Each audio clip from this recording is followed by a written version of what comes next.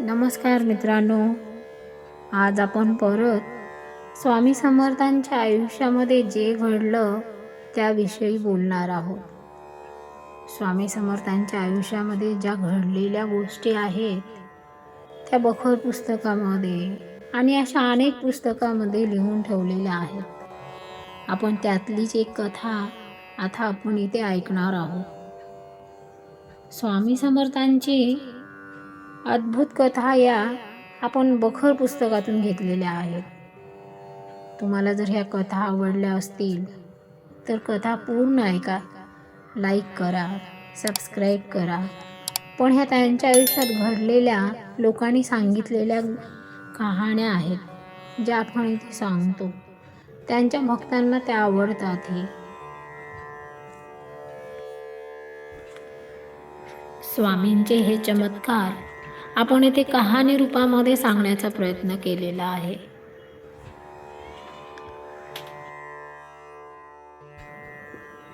अशीच एक गोष्ट आज आपण घेऊन आलेलो आहे.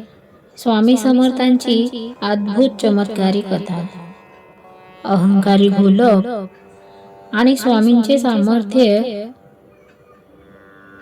अक्कलकोट एक पवित्र भूमी आहे जिथे प्रत्येक वाऱ्याच्या झुळकीमध्येही एक दिव्य शक्ती जाणवते. लोक म्हणायचे, येथे काहीही घडलं तरी ते योगायोग नसतो, तो स्वामींचा संकल्प असतो. त्या काळात अक्कलकोटच्या प्रत्येक गल्लीबोळामध्ये एकच नाव घुमत होतं, श्री स्वामी समर्थ यांचे. कोणी त्यांना दत्तात्रेयाचा अवतार मानलं तर कोणी साक्षात त्यांना परमेश्वर मानलं.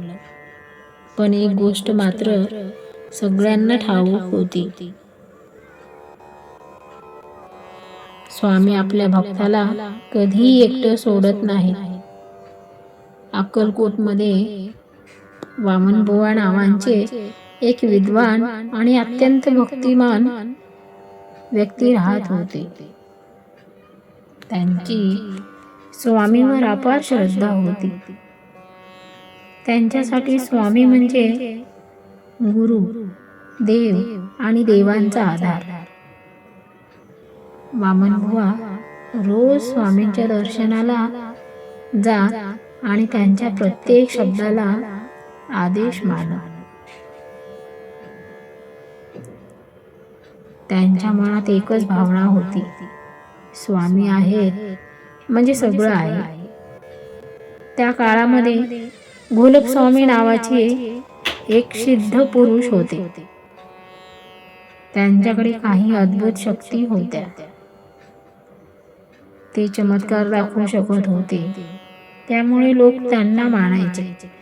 आणि त्यांच्याकडे चमत्कार शक्ती असल्यामुळे लोक त्यांना घाबरायचे. पण त्यांच्या मनामध्ये एक गोष्ट वाढत होती, अहंकार. त्यांच्यामध्ये खूप अहंकार होता. त्याच्यामुळे लोक त्यांच्या जवळ जायलाही घाबरायचे. त्यांचा चमत्कार ते पाहायचे, पण पूर्ण मनातून ते त्यांच्या जवळ जाण्यास टाळायचे. त्यांना वाटायचं की त्यांच्यापेक्षा मोठा कोणी नाही. त्यांच्यामध्ये गर्व चढला होता. म्हणूनच त्यांना अक्कलकोटच्या स्वामी समर्थाबद्दल ऐकलं की मनामध्ये त्यांचा राग यायचा. सगळी लोक त्यांनाच कसं काय मानतात, मला का नाही मानत, माझ्याकडे यायला ते का घाबरतात, माझ्याकडेही त्याच चमत्कारी गोष्टी आहेत जे चमत्कार ते स्वामी दाखवतात. पण लोक स्वामीजवळ जाण्यासाठी कधीही घाबरत नव्हते. एक दिवस वामनबुवा घोलप स्वामींना भेटायला गेले. घोलप स्वामी त्यांना पाहिलं आणि हसत विचारलं, काय बुवा, त्या अक्कलकोटच्या स्वामींच्या मागे का लागलात? वामनबुवा शांत होते. घोलप स्वामींनी एक मूठ माती घेतली आणि आपल्या शक्तीने ती सोन्यात बदलली. ते म्हणाले, हे पाहिलं, माझ्याकडे या, तुम्हाला धन आणि वैभव देईन. वामनबुवा हसले आणि शांतपणे म्हणाले, हे सगळं क्षणिक आहे. माझे स्वामी जे देतात ते कधीही संपत नाही. हे ऐकून घोलपला खूप राग आला. घोलप स्वामीला वाटलं यांनी माझा अपमान केला. ते चिडले. ते म्हणाले, तुझे स्वामी इतके मोठे आहेत का? मग मला दाखव त्यांची ताकद. वामनबुवा निर्धास्तपणे म्हणाले, वेळ आली की स्वामी स्वतः तुम्हाला दाखवतील. त्या रात्री वामनबुवा एका धर्मशाळेमध्ये झोपले होते. पण घोलपांच्या मनात मात्र राग आणि अहंकार भरला होता.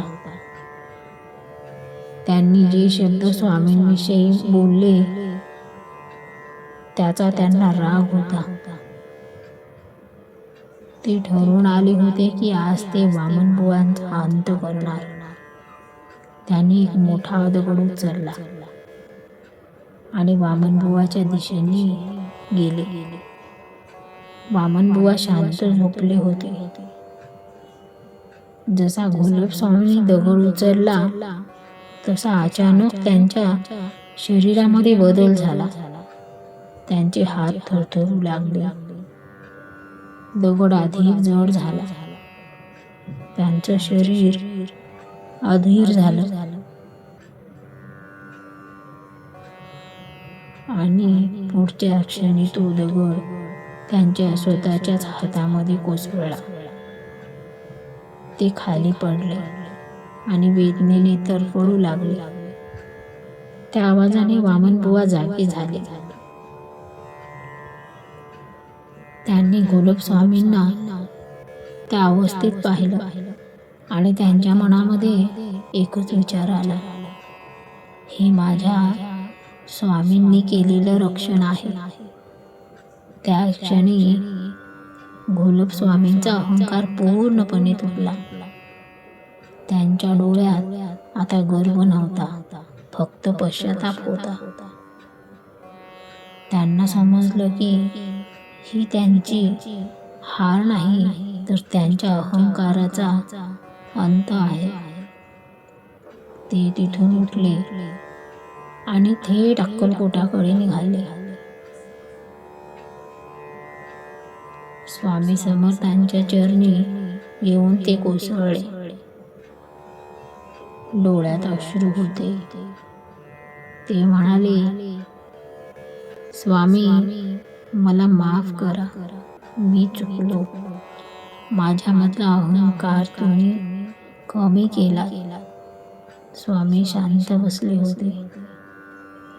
ते हलकं हसले आणि म्हणाले, घोलप, सिद्धी मिळवणं मोठं नाही, त्याचा योग्य उपयोग करणं मोठं आहे.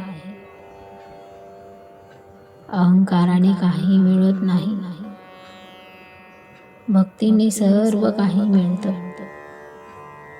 त्या दिवसानंतर घोलप स्वामी पूर्णपणे बदलले. ते नम्र झाले आणि लोकांच्या सेवेसाठी जगू लागले.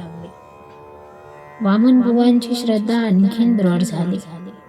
या कथेचा अर्थ असा, स्वामी समर्थ आपल्या भक्तांचे नेहमी रक्षण करतात. अहंकाराचा शेवट नेहमीच होतो. खरी शक्ती भक्तीत आहे, चमत्कारात नाही. जर मनापासून स्वामींना हाक मारली तर ते नक्की येतात. कधी दिसतात, कधी न दिसता, पण ते आपल्या भक्ताला कधीही एकटं पडू देत नाही. श्री स्वामी समर्थ. ही कथा तुम्हाला आवडली असेल तर लाईक आणि सबस्क्राईब नक्की करा. श्री स्वामी समर्थ. श्री स्वामी समर्थ.